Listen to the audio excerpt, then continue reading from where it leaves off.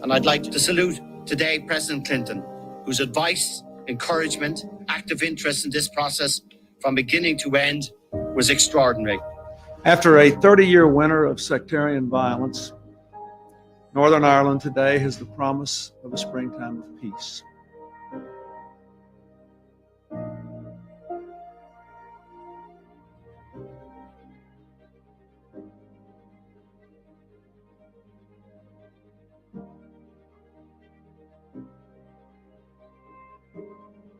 In the aftermath of the Cold War, we need a governing rationale for our engagement in the world, not just in Northern Ireland or with our European allies, but around the world. And I think the United States is now in a position to be clearly about positive change. A historic day at Stormont after 2 years of talks and after a generation of bloodshed and decades of division and acrimony, George Mitchell ushers in what the whole island hopes will be a new era of peace. This agreement proves that democracy works. You will never solve the problems of Northern Ireland by violence. You will only make them worse. Today, I hope that the burden of history can at long last start to be lifted from our shoulders. Make no mistake about it, whenever peace is made by people anywhere, the credit belongs to the parties whose own lives and livelihoods, and children and future are on the line. And if anything that I or the United States was able to do was helpful, then I am very grateful. But the credit for this belongs to the people who made the decisions. They have chosen hope over hate, the promise of the future over the poison of the past. And in so doing, already they have written a new chapter in the rich history of their island, a chapter of resolute courage that inspires us all.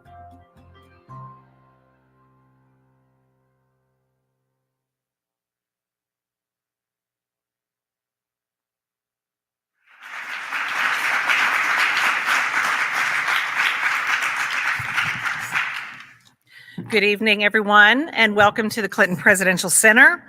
My name is Stephanie Street, and I serve as the Executive Director of the Clinton Foundation. We are so pleased you have joined us both in person and virtually for Women's Voices for Peace, the Good Friday Agreement, 25 years later. The Clinton Presidential Center presents series as a partnership between the three organizations on this campus: the Clinton Foundation, the Clinton School of Public Service, and the Clinton Library. And I'd like to recognize my two distinguished colleagues, Dean Vicki Soto of the Clinton School and Dr. Jay Barth, who's the director of the Clinton Library.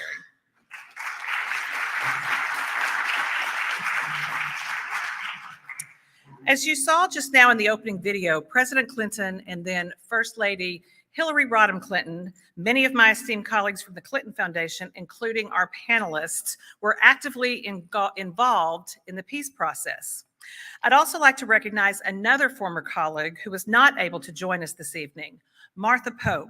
Martha served as senior advisor for the Northern Ireland peace negotiations and served alongside former Senator George Mitchell, who President Clinton appointed as special envoy for Northern Ireland.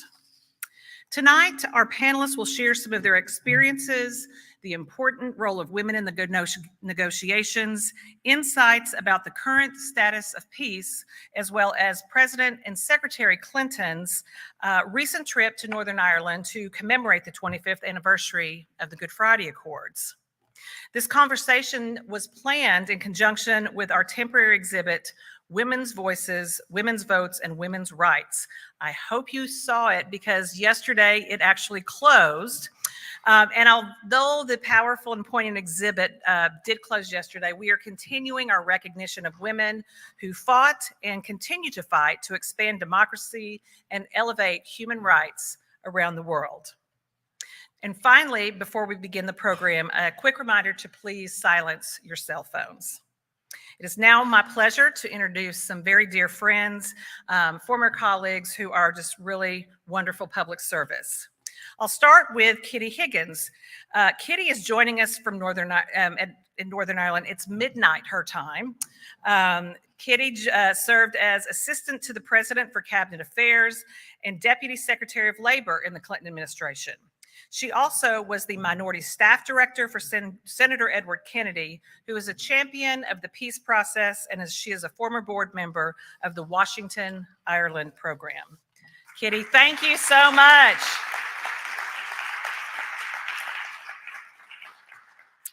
Ambassador Nancy Soderberg served as Deputy Assistant to the President for National Security Affairs and was the first woman to hold that position. During her time in the White House, she concentrated on conflict resolution, peacekeeping, and advancing the role of women in democracy. Ambassador Melanne Verveer was Assistant to the President and Chief of Staff to the First Lady in the Clinton administration. President Obama nominated her to be the first U.S. Ambassador at Large for global women's issues. And today, she is Director of Georgetown University's Institute for Women, Peace, and Security. And our moderator this evening is Susan Brophy. Susan served as Deputy Assistant to President Clinton and Deputy Director of Legislative Affairs, where she developed, implemented, and directed legislative strategy within the White House, the administration, and with Congress in support of President Clinton's policy priorities. Please help me welcome these distinguished guests, and we'll get our program started.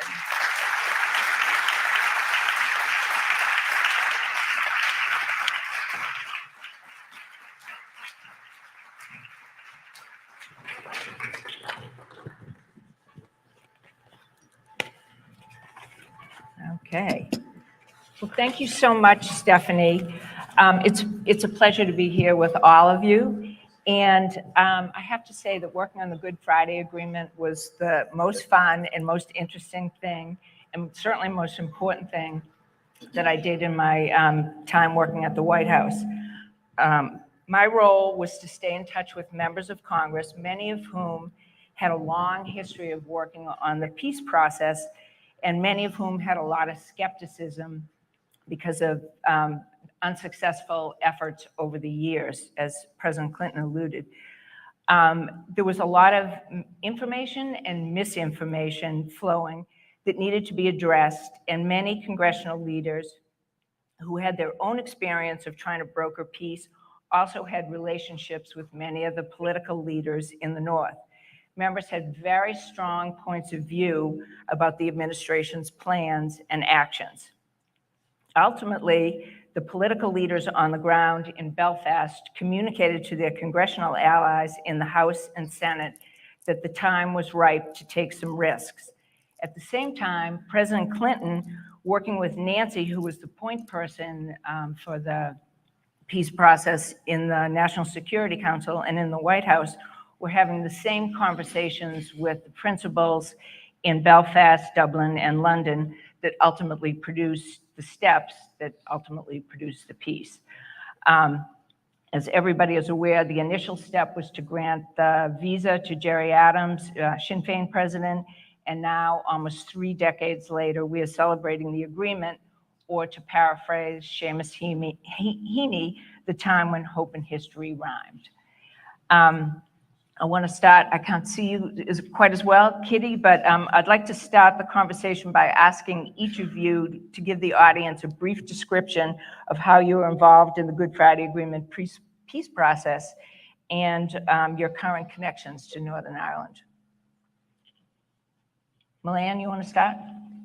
Thanks, Susan, and it's wonderful to be back here at the Clinton Library and Center to discuss something that is really an enormous part of President Clinton's legacy.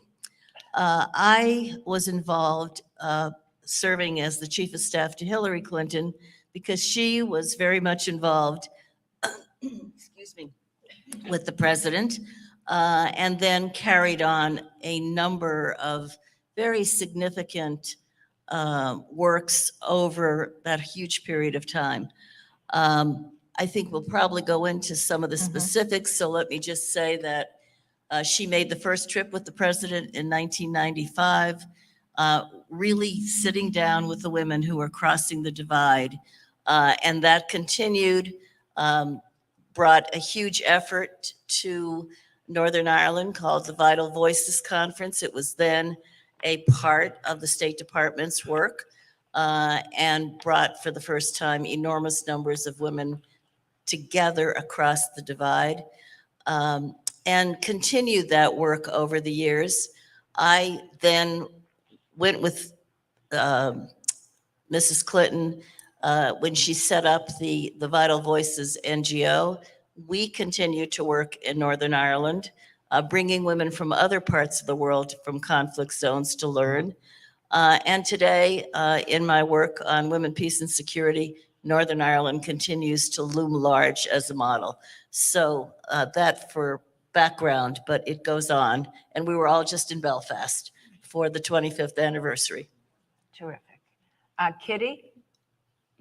Hi. Can you hear us?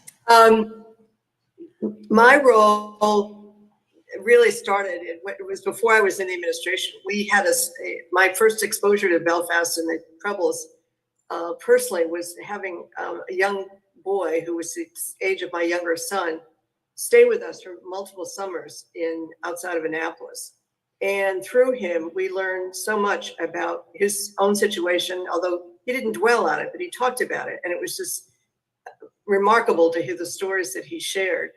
And then I had the wonderful opportunity to work in the Clinton administration at the White House and became part of the Irish mafia there that got involved in many ways, but reaching out to various organizations, people who, whether it was the labor unions or the various interest groups that had an interest in bringing peace to Northern Ireland. And then I first traveled to Belfast in 1995 as part of the group that did advance, if you will, for the president's and Mrs. Clinton's December trip. And then it's gone on from there. So my role was not, I wasn't doing peace negotiations directly, but I was working with a lot of the groups, a lot of the people, and did participate in one of the Vital Voices conferences that Melanne referenced. It was also an amazing experience. So it's something that's very near and dear to my heart, and it was remarkable to spend the last week in Belfast and Derry and Limavady, seeing the progress that's been made, but also recognizing how much more needs to be done. Thank you. Nancy? Well, thank you, Susan, and thank you all for coming out to hear about an event in life that I think we're all extremely proud to have been involved. I was the #3 person on the National Security Council for President Clinton during his first term, and then up at the UN in the second term. But before that, had ended up working for Ted Kennedy. And if you work for one of the Kennedys, the entire island of Ireland comes through your office. And so I knew everybody, and you're a kid, you don't really think you're an expert on anything. And I get to the White House and all of a sudden I'm the National Security Council Irish expert. I'm like, what? And the president during the campaign had made a lot of promises to get involved, honestly, before I was a part of the campaign, not coincidentally right before the New York primary. But he actually meant it. It was that he would give Jerry Adams a visa, that he would appoint a special envoy. And throughout the campaign, I was his foreign policy director. The president never made a commitment that he wasn't serious about keeping. He would always say, I can't say that because I'm not sure I can do it. And the Irish peace process was one he was dead serious about. And as he tells the story, it's because he was at Oxford when the Troubles began. And he just instinctively thought the U.S. had a role to play in trying to help both Great Britain and Dublin, Ireland, try and resolve this issue, which killed, if you don't think about it today, 3,500 people over the 30 years of the conflict, almost 50,000 injured. And I'm very proud of every time I go to Belfast, I look around and see people walking their babies along the sidewalk, sitting, having coffee, living a normal life. And I think to myself, which of the 200 to 300 people a year that were dying, and as the film said, mostly civilians, wouldn't be here? Would that person's parents have died? Would that person have done? It's just beautiful to think it's fundamentally changed the lives. And as we were on the trip there with the president, Clinton, and these people would just come up and say, you have no idea how much what you did changed our lives because the violence is over. So the president knew right away that the U.S. should have a role. What people don't realize today is how much institutional opposition there was for President Clinton to get involved. It sounds like a no-brainer now because it worked 25 years ago. At the time, we had no idea if it was going to work. We had instincts, we had hopes, but the president of the United States challenged his closest ally, Great Britain, to give Jerry Adams, who was a terrorist barred from coming into the United States, classified by the FBI, over the opposition of the Attorney General, over the opposition of the Justice Minister, the State Department, the Brits, and not over the opposition of Susan Brophy, however. Very few people in Washington were for it. Jean Kennedy Smith in Dublin was for it, but the president said it was worth the risk. And then 25 years later, it was proven to have been true, but it was just an honor of my life to be part of it. Well, Nancy, the next question goes to you also. Can you talk about the Northern Ireland Women's Coalition, a political party founded by Monica McWilliams and Avila Kilmurray in just a matter of weeks, so women would have representation in the peace negotiations? And how are women represented before the Women's Coalition? Well, I think it's a really important question to look at the role of women in the Irish peace process. And I was on the trip that Melanne mentioned in 1995 when the first sitting president went to Belfast. And you could feel it, that the women were ready for peace, pushing for peace. They saw the possibilities of peace long before the men who were all in politics saw it. And they're the ones who pay the price of their losing their husbands or sons. They have to make up the difference, and they understood the possibilities of peace. And Monica McWilliams and her colleagues understood that to be part of the Good Friday Agreement, they had to form a party. And so they formed a party and they were part of it. Monica's the only woman to have signed the Good Friday Agreement. And she's very active today. She's still moving to implement the Good Friday Agreement. For those of you who aren't that close to it, it's worked in that there has been very little violence. The ceasefires have held, although 160 people have been killed since the Good Friday Agreement, still better than 200 to 300 a year. And Monica today is still pushing for involvement of women at the table and making the promises of the Good Friday Agreement to be inclusive. But the unique role that Monica and the women played as part of the Good Friday Agreement was to have a more inclusive process. They're like, why don't we have, you know, citizens and nonprofit organizations involved? Let's get people who are representative of the whole society. So you had people with, you know, not normal political paths getting involved. And studies show over the last 50 years when people are looking at this, that when women are involved in these processes from the very beginning, they're more inclusive and they last a lot longer. It is not a minor fact that one of the key reasons the Good Friday Agreement has held, it's been a generation, 25 years, is because women were at the table. And that's because Monica and her colleagues had the guts to form that party and get in the door. Sounds great. Anything to add, Melanne? Well, yeah, it really wasn't so easy for the women to get to the table. They had formed the Women's Coalition. They called it a coalition because they purposely wanted representatives from both sides of the divide. The Unionists, the Protestants, the Nationalists, the Catholics, and those women from both sides came together and they got word that there was going to be this process, this peace process coming forward. They weren't invited to the table, but the efforts were made to have all political parties represented at the peace process. When that decision was made, there was no women's coalition in anybody's mind who made that decision. And so the women got wind of it and they said, well, what qualifies a political party? And they were told, and they said, well, then we're a political party. And they met the registration deadline and were accepted at the table.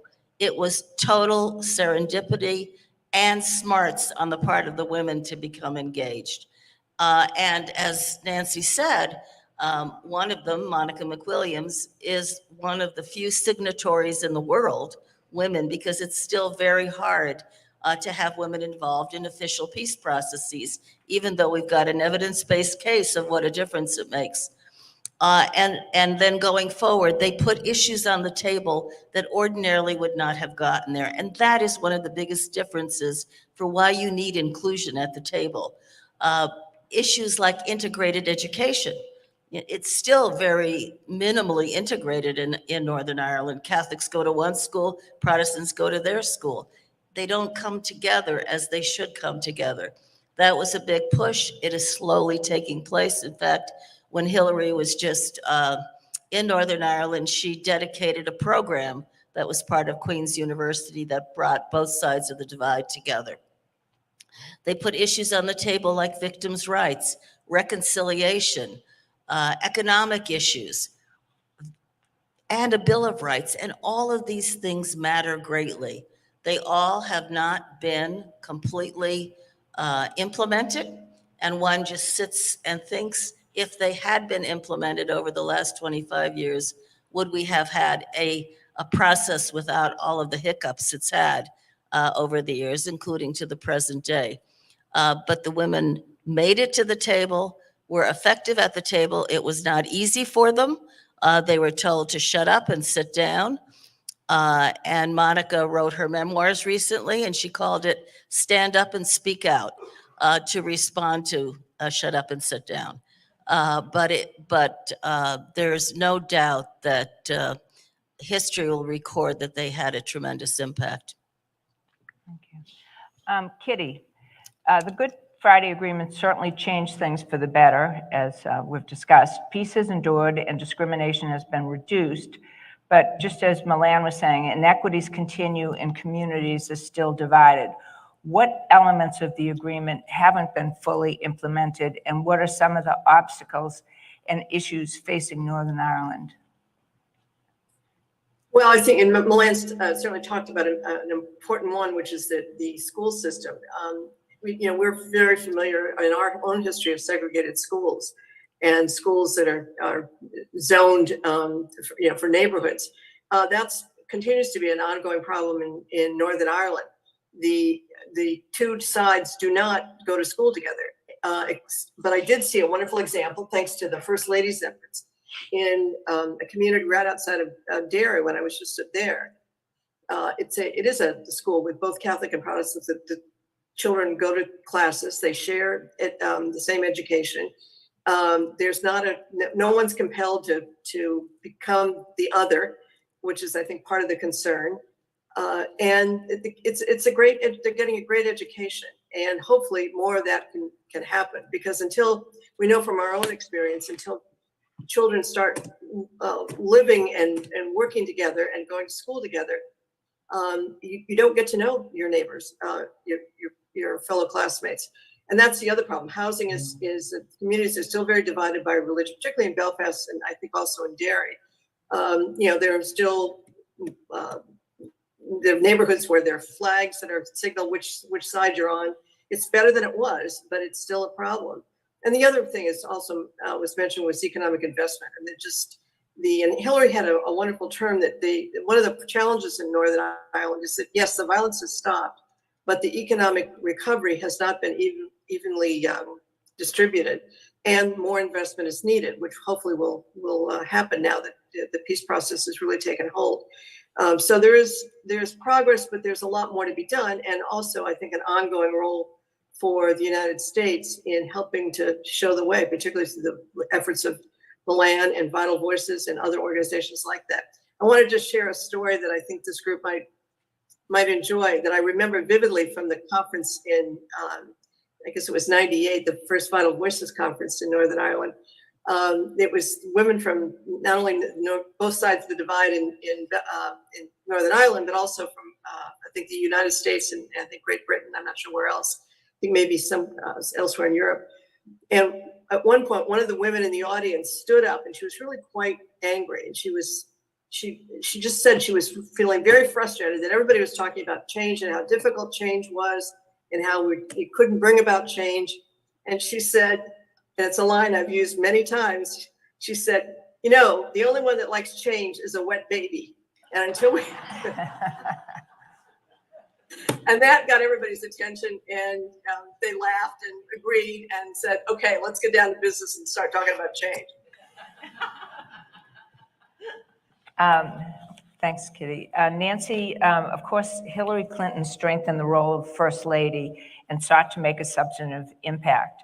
Northern Ireland was no different. How was she involved with the peace process, and how did her leadership help promote the role of women in the negotiating process?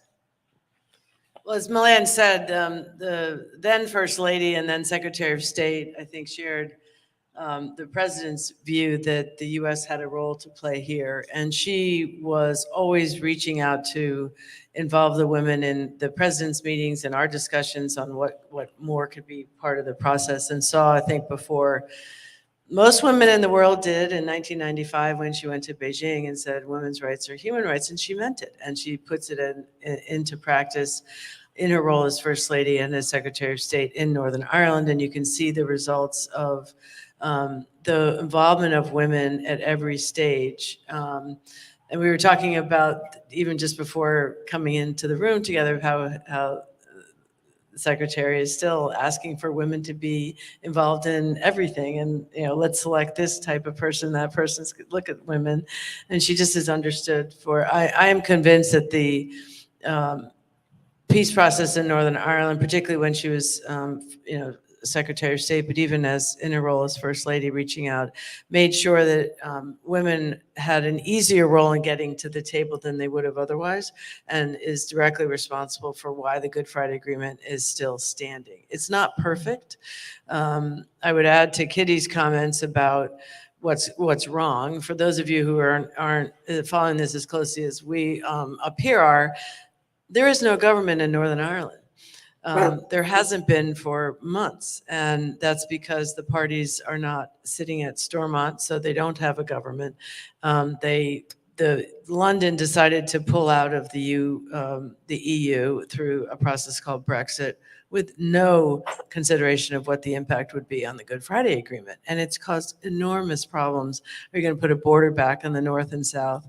Are you going to have the border to trade goods in the middle of the Atlantic Ocean? All these major problems, which have caused huge, huge problems. And what women do when they're part of these processes is recognize the impact on the daily lives of conflicts on everyday people. And Hillary understood early on that women need to be part of that process and made sure that they would be. And I think she deserves enormous credit. It was wonderful to see her up on stage as we commemorated the 25th anniversary. She's, I think, finally getting the recognition that she has long deserved. My favorite comment, I think, of the President Clinton was his final comments were, you know, we worked really hard on this. It's your agreement to the people of Northern Ireland, the parties of Northern Ireland, and I can't wait to see what you're going to do with it. I thought that was just it's theirs, and it's up to you to make it work now. And the women are the ones who are going to make it work.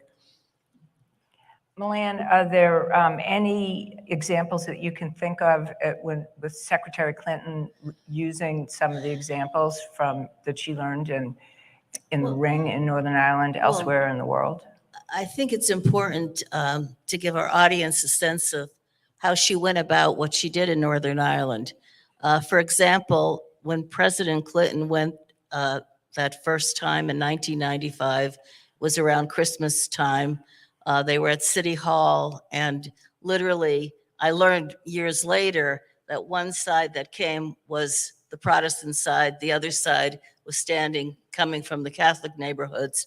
And that was her introduction. But while he was doing a number of events, she said to me at the time, she said, I want to sit and talk to the women who have struggled through this. And there's a picture that's been circulating of her with a woman by the name of Joyce McCartan. She was an ordinary working class woman. And she and some of her counterparts from her side of the divide and from the other side of the divide would get together because they were losing their husbands, they were losing their fathers, their brothers, their sons. Life was pretty miserable. And they realized they had far more in common than the reasons they were so divided and so separated. And so she went and sat with them, as she said, over a cup of tea in a little tavern kind of place called Yale Lamplighter. And these women poured their hearts out. And they told her that as they came together, they said, we're not peace builders. We don't know what it means to negotiate. But they knew that that was where peace had to come from. It had to come from the ground where all the people live their lives. And the first thing they worked together on was the price of milk, because neither side of the poor working class women who were represented there could afford to have the price of milk go up for their children.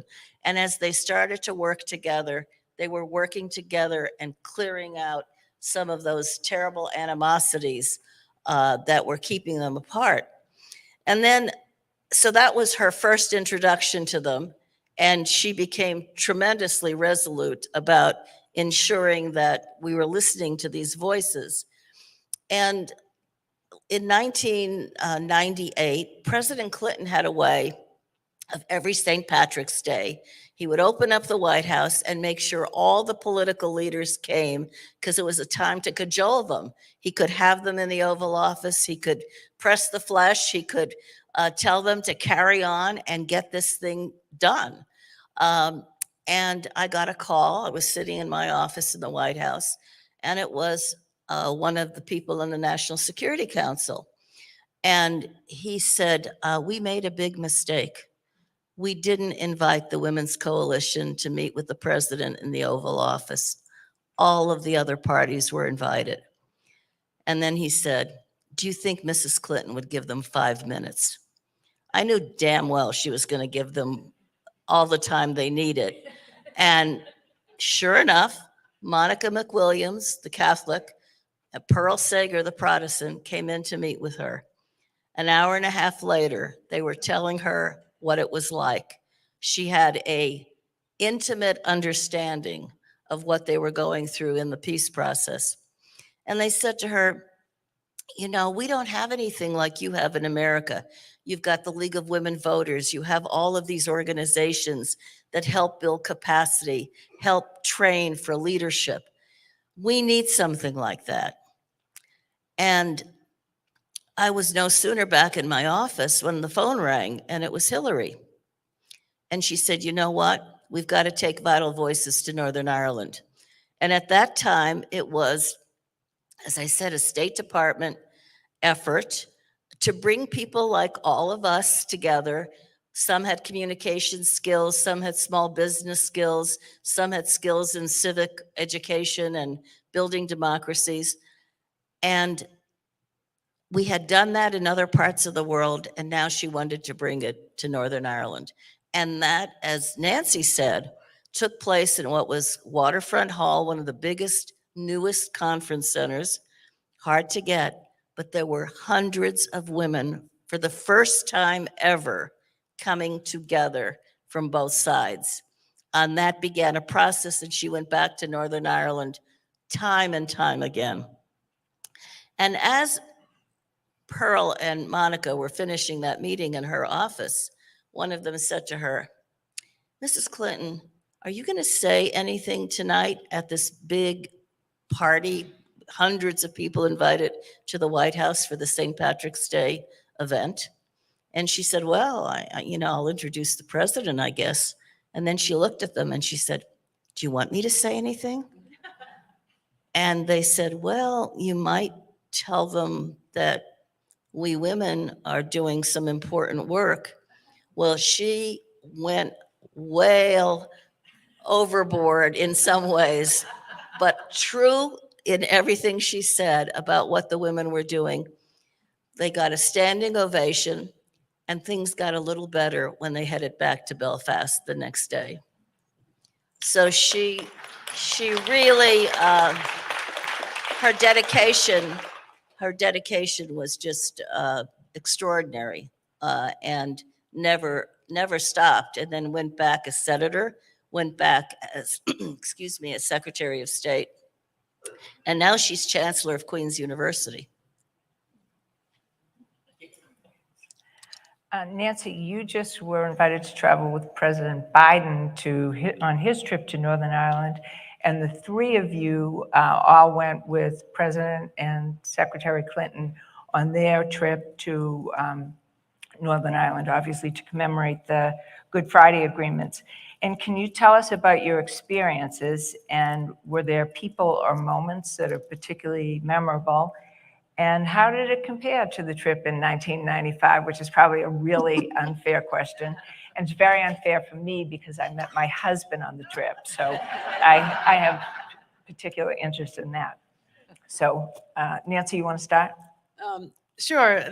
First of all, it's always an honor to be invited to be part of a delegation for the President of the United States, particularly to Ireland, where, I just have so much affection for the people and so proud of the work the president did to bring peace to that area. And I hadn't been on an Air Force jet in a while, so going out to Andrews Air Force Base brought back an amazing amount of memories of zipping around the world in Air Force One with all of you, which was an extraordinary experience and oddly becomes normal at a certain point, which is when, it's been an extraordinary experience. But President Biden was vibrant, lively, interested, and clearly just having a blast. Mm-hmm. He had a lot of his family. It was a family kind of trip. He went to Belfast. We weren't on the Belfast part, but then the rest was, beautiful state dinners with the Irish and meeting with people, giving this incredible speech up in Ballina, which is where half of his family's from. And it did remind me of the Belfast visit in 1995 with President Clinton, because the entire town, it was tens of thousands of people came out to see him. Of course, it was pouring rain, freezing. And the minute the event was about to start, the rain stopped and this bottom to top rainbow came out. It was just, we're like, this is like a movie set. And it was just truly wonderful. And I think he's very proud of his Irish heritage, committed to trying to help with the Irish peace process, and an enormous honor and just sheer fun because I didn't have to do anything before. When you're working for the president doing all this, it's people always say, is it fun? It's not fun. It's exhausting, but the most exhilarating, exciting thing. So this was just sheer fun. And then to transfer to Belfast with President and Mrs. Clinton was really an intense walk through memory lane, because all the parties that we had talked to, Jerry Adams and Martin McGuinness is gone now, David Trimble's gone, John Hume's gone, but their legacy is still very much part of that room. And to see all of the parties that were negotiating this, and it's a different generation. A few of them are still around, but largely it's women and youth taking over. A lot of vibrancy, walking around. The youth, they call them peace babies. They're anyone who's born after 1998 doesn't know the war. I'm like, yeah, I heard about that from my parents, and that would never happen here, which is extraordinary. So it was just one of the most extraordinary experiences. 3-day conference with George Mitchell, who's been battling leukemia, came and gave this. If you haven't watched this speech, the 25th anniversary at Queens, it was a 3-day extravaganza of the most extraordinary conference I have ever been to. And I've been to a lot of conferences, this over the top. But watch George Mitchell's tour de force of 45 minutes to the audience. It's the most moving, extraordinary speech. And I'll just say that the example of Northern Ireland, I think, is getting so much attention because it worked. Look at other peace processes around the world. It's very rare that you have one where 25 years later it worked. And I think it's a shining example, again, because the women were driving a lot of the process. Why did this one work 25 years later and others? Look at the war. Sudan's gone back into conflict. Bosnia is about to blow. You've got Yemen. I mean, Afghanistan is a tragedy. They don't work, and it's partly because the women are not on the case. I see Wes Clark in the audience, and General Clark is known for his work in the Balkans, and I've been working with the National Democratic Institute in Kosovo for the last couple of years. A lot of similarities, and Wes is an extraordinary hero there for having saved millions of lives of the Albanians. His uniform is actually in the National Museum. It's so fun to go and see it. But there's a lot of parallels between Ireland and Kosovo. They're both 20 years out of their war.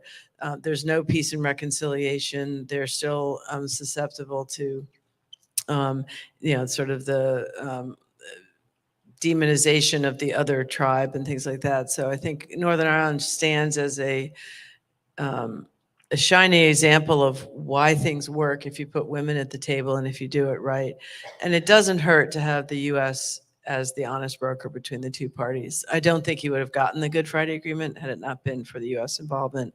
The extraordinary patience of Senator Mitchell, 5 years of listening to people making the same arguments. But it's a real shining example to the world of how it works. And I know in Kosovo, people want the Irish to come and say, how did you do it? And I think we need to export that more. Why did it work then, and how is that transferable to other conflicts? Thank you. Kitty, you want to just? Yeah, what I was really struck by, and Nancy's really covered it very well, but it was really remarkable to be with all these people who had been involved in one way or another back 25 years ago. And particularly I was struck by the candor and the Tony Blair, who was a very new prime minister in Great Britain, and Bertie Ahern, who was newly elected prime minister at Taoiseach in Ireland, and the role that they played in meeting with all sides, because it was essentially the two governments, the British government and the Irish government, who had to help bring the thing to closure. And it was just a remarkable place to be, where you can hear people who are involved in making history reflecting on it and talking about what it meant to them and how important it was and how proud they were of their contribution. And certainly the same thing for President Clinton and Secretary Clinton and so many others. I mean, it was it was so moving to be there and to be with them and be with all these people who given their lives in one way or another, first to in some cases to the violence and to the war, but then to the peace, and to have it last. And again, there's more to be done. The other thing that I would say came out of it for me is that there are the young people who weren't born, but who are taking leadership roles in many ways. The Washington Ireland program, which is familiar to, I think, everybody there tonight on the stage, brings young people from the Republic of Ireland, from the UK, from the North and South, to Washington, the college students who then go back and are in leadership roles. And many of them were there, and some of them are now serving when the assembly was meeting, they were serving in the assembly. So it is working. The education process I mentioned, and figuring out a way to, and hearing the students talk about it. I met a young woman at the school in Lemavati where the secretary spoke. I just happened to start chatting with her, and she was finishing her last year. She had moved with her family from Belfast, I think with her mother, from Belfast to two or three different places. She was now living in Derry. She was going to the school in Lemavati. She was graduating, and she'd been accepted at Cambridge to study law. And she was a very average young woman. And there was nothing fancy about her. This was not a fancy place where I'm sure a lot of people who go to Cambridge come from. But what an accomplishment for this young woman who had to leave Belfast, I think probably under difficult circumstances, with her family, to be now going back to school at a very prestigious university in the UK. So it all matters. And I think I want to recommit myself to continuing the work, because it's just so moving to see what can happen. We've got real leadership, people who are ready to make, and as the President Clinton always said, you've got to take risks for peace. People like John Hume and David Trimble did that. And there was so much that we learned about what was going on behind the scenes that some people may have known, but many didn't. And it'll all be written about. Some of it already has been, but it was just incredibly moving to be there and just to be be in the company of these leaders. All right. I think purposefully, when this celebration took place, it wasn't just to look back. That was a big part of it. History is something we learn from, but it also was about examining where the situation is today and looking forward. And as we've already talked about, the Good Friday Agreement still is an unfinished piece of work. There is an unfinished agenda. It's true. A peace process takes place and an agreement gets forged, but that's just the beginning. And we see that play out in Northern Ireland 25 years later. They're still working at making the peace hold, still trying to implement aspects of the agreement that have not been implemented. So the hard work goes on, and that's really important. And to pick up on what Kitty just said, I think what was striking, looking at the future of this place, is the young people. There's a vibrancy about them, like in so many places. They are not so strictly bound by political parties. They want to see a better future. They want to get over the kind of polarizing politics that seems to affect so many countries today, including our own. They want to go forward. And it's illustrative, I think, by the fact that so many younger women have been elected to the assembly, and we hope and pray they'll be sitting in the assembly soon. But they are over 30% now, which is a higher number than in the United States Congress.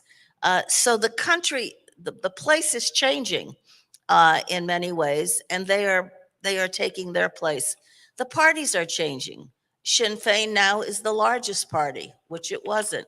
2 women run that party. The first minister elected is a female, as is the head of the party. The Alliance Party, which now has picked up incredible numbers of votes in the last election, which is a fairly new phenomena, did it on the basis of kitchen table issues. People are worried about the costs of healthcare, the costs of food, and those issues and the economic piece that you heard about have risen to the top. So there's a sense in the country of both vibrancy, but let's get on with it.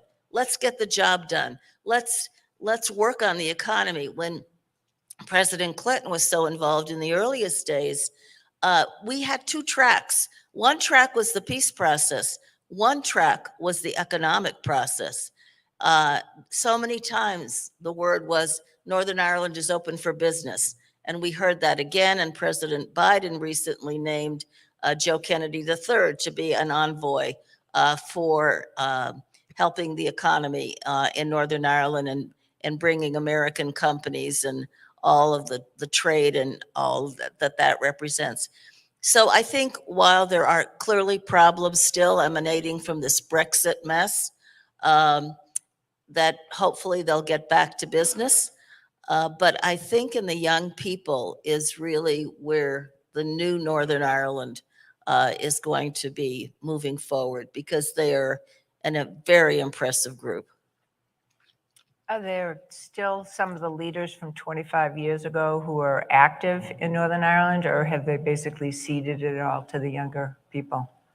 Well, they haven't ceded it, but there are people who are still there, and hopefully some of them are going to come around and let the assembly open again.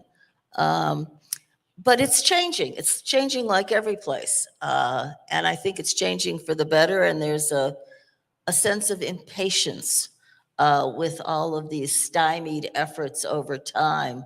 And it's sad in a way when identity, which was kind of buried both sides, rises to the top and those animosities come together. And there are paramilitaries still at work, and there are those who are on the fringes trying to whip things up. But I think from my point of view, and I hope others would agree, in a very practical way, it's moving in the right direction. But they've got to get back to work, as we say.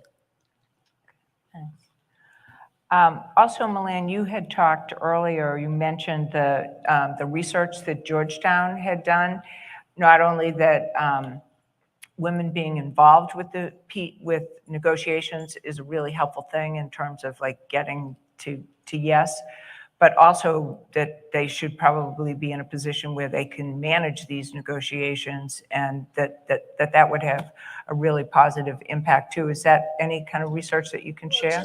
Just for purposes of illuminating this space in a little bit, after the Good Friday Agreement was forged, there was an effort that actually happened in 2000, almost 23 years ago now, where the United Nations Security Council adopted a framework called Women, Peace, and Security. They did it by a resolution number 1325. And 1325 is about the role that women have to play in peace and security, in preventing conflict, in negotiating, not just at the grassroots level. And there are all kinds of grassroots peace building going on all over the world. Unfortunately, it doesn't always rise to the formal level, and as well in recovery and reconstruction, in building back after a conflict, in putting the pieces together in terms of democratic institutions and economic well-being for the people there. And what the data shows is when these opportunities occur, there have been really remarkable processes in Colombia that were quite inclusive in the Philippines. But a lot of what prompted that first resolution, 1325, that has now been built on over the last 23 years was Northern Ireland. The example in Northern Ireland, and we make it sound as we sit here today that this was acknowledged. It really wasn't until fairly recently where women have begun to get the recognition that they deserve for what they had done. Even when Hillary was running for president the first time, I remember she mentioned some of the work she had done in Northern Ireland, and the reality of so many who took a contrary position was, oh, she had nothing to do with Northern Ireland. The women had nothing to do with the peace process. So it's taken 25 years to begin to move in a place where there's been a balance to actually what happened. But it takes time, and it shouldn't. But as we come to understand that women have an important role to play in peace and security, that the actions in places in turmoil, some of those places that Nancy mentioned, really do need to incorporate better those voices of progress and those voices that can make a difference. Okay, a question for all of you now. What advice would you give to a woman, or particularly a young woman who's interested in public service and specifically interested in foreign policy, international relations, or conflict resolution? I currently teach at a small state school in Jacksonville, the University of North Florida, and have this conversation all of the time.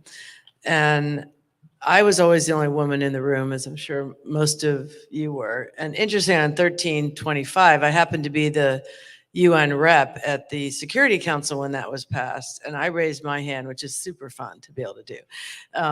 But it was only one other woman around that table. And it's not much better now. There was myself and the woman ambassador from Jamaica, and the rest were all men saying, we have to have women at the table. And I finally said, well, where are the women? It's not that much better now, but women still have to work harder, be better. Men can kind of slough along and do just fine. So women have to get over their imposter syndrome, realize that they have a place at the table, but they have to still fight for it more. But the barriers are coming down. You've had female role models as head of Fortune 500 companies, Secretary of State, not yet president, unfortunately. But I think you're getting there. But you have to recognize that I always say, get a mentor. I was really lucky that in graduate school, Madeleine Albright is the one who told me to, try politics. I'm like, oh, who would do that? And I never left. And she was really wonderful in trying to mentor me, and get some men mentors too, because you got to understand what's in the men's club. So for all of the young people in the audience and there, do internships, you get a network and mentors, and work it. And then just go for it, because you're going to be setting new standards. There will be a woman president one day. And I think it's no longer seen as out of the ordinary if you go for it now. It's still not easy, but it's much more accepted. But you can never do it on your own. Just like Hillary Clinton's takes a village to be successful in a career that it's not traditional for women. You need a network of people that will keep you on the straight and narrow, because if you don't have that kind of, I want to say sisterhood is important, but it's brotherhood too, to support you and get accepted. You'll be a little off sometimes, and it's okay when you're starting, but then as you go up the ladder, you really need that network that men just naturally have because they play golf or go to have beers, but women have to work at it to get it. But I would strongly encourage you to do it. And it's fun. Just go for it. If you don't make it, no problem, but you will make it. And then you'll have a great life. Kitty? I'm just thinking back, all the women sitting on that stage are friends of mine who I've met working with them, either on the Hill, in the Clinton administration, and beyond. So there's a lot to be said in terms of what Nancy's recommending. I have a daughter-in-law who's in the Foreign Service. She is in Kenya right now with my son. They're both Foreign Service officers, and she was interested in foreign policy. She studied hard. She works hard, and she's in management, which isn't the most glamorous side of things that people think they want to do, but she's good at it, and she's getting recognized. And the ambassador there is somebody named Meg Whitman, who you might have heard of, who was the president now I can't think of it, eBay, and then went on to other Hewlett Packard, I think. And so it's changing. All of us, I think, have gotten to where we are, have had the experiences we have because we knew what we wanted to do. We worked hard. We got to know people. We had women who were friends who helped us. We also had a lot of men. I mean, all my bosses, I think, primarily were men, and who all thought I did a good job and recommended me. I ended up working for Senator Kennedy, not when Nancy was there, but before, after I worked for Jimmy Carter, and because Stu Eisenstadt recommended me to Senator Kennedy. So it's, you know, if you do a good job, you know what you care about, you know what you love, you work hard, it very often pays off. Not always, and I'm not saying it's a formula for absolute success, but you can't get anywhere without it. Well, I think any young woman interested in these issues should absolutely go for it. I think there are far more opportunities today than there were years ago. It's a time when we're recognizing that we do need the perspectives, the experience, the talents of the other half of our population as well. And whether it's foreign policy, international relations, or any other areas that we are deficient, we impose a glass ceiling, if you will, by restricting those opportunities to only one part of the population.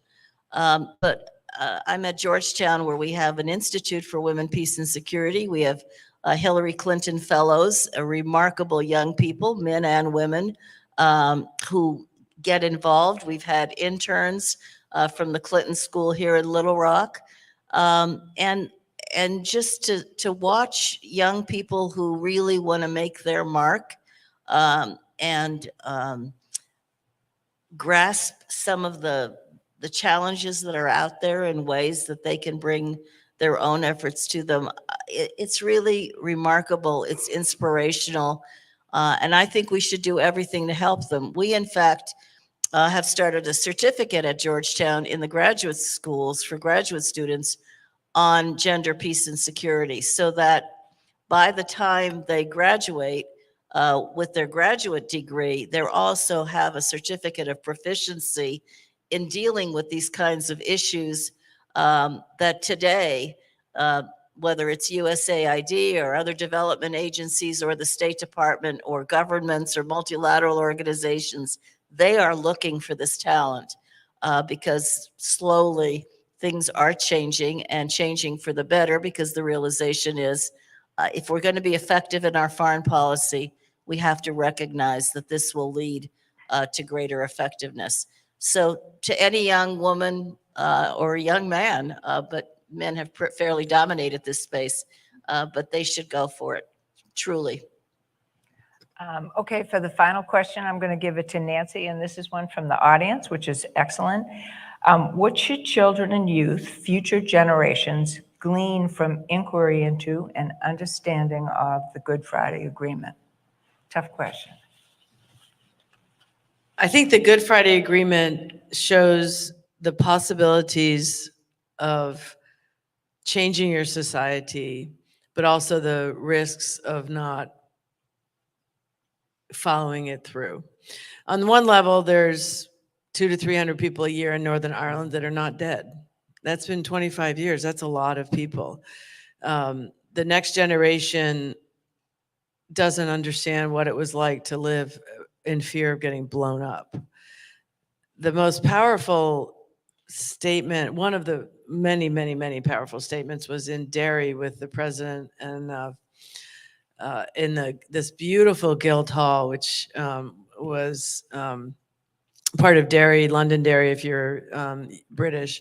And there were two young people that got up to speak. And one was an 18-year-old girl. And she said, she was very honest, and she's clearly a star. And she said, I can't tell you if I'm going to stay here or not. I will stay here if there's opportunity and job. I'm ambitious. I want to have a nice life. I want to have a prosperous life. I want to raise my kids in an area that's going to be, I can provide for them. And the fact that she doesn't know the answer to that tells you what's wrong with the Good Friday Agreement. The society is still divided. The education is still segregated.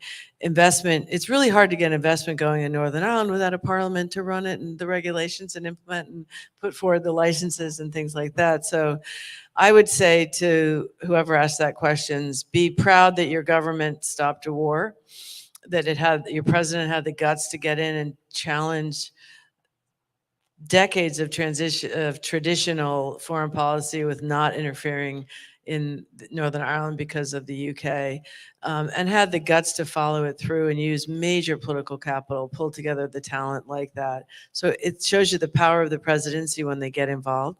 But it's really stuck. They still don't have investment. They still don't have a working government, and they still don't have peace and reconciliation, a Bill of Rights, some of the things that Melanne. So you got to work it. Peace is hard. You can do it if you have the President of the United States on your side. You can change the world and end a war, but keeping the peace is often harder than ending the war. And so the lesson I would say is it's why President Clinton's last statement was, I can't wait to see what you do with it, which means it's your job now and work it. So don't take anything for granted. And always, always, always, when you sit down, whether you're a man or a woman, say, where are the women? Where are the minorities? Where are the trans people? Where are the gay people? Where are the broader voices that are only going to be more and more necessary as the peace is implemented? And so it's the richness of the Good Friday Agreement is very deep. It works, but it needs to be worked. And it's something that I think we're all extremely proud to have been part of. And I think it's one of President and Secretary Clinton's really lasting legacies. So thank you. Thank you. Thanks, everyone, for coming.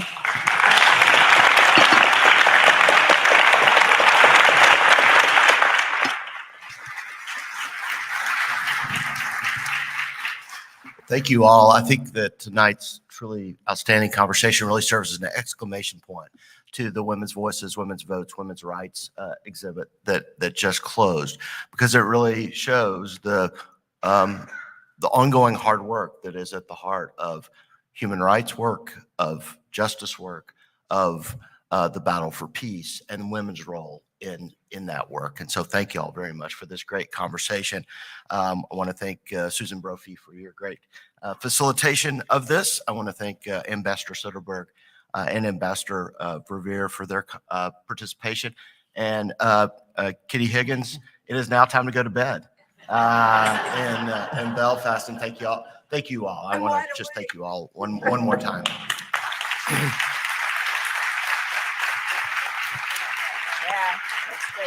It's a super cute picture of him.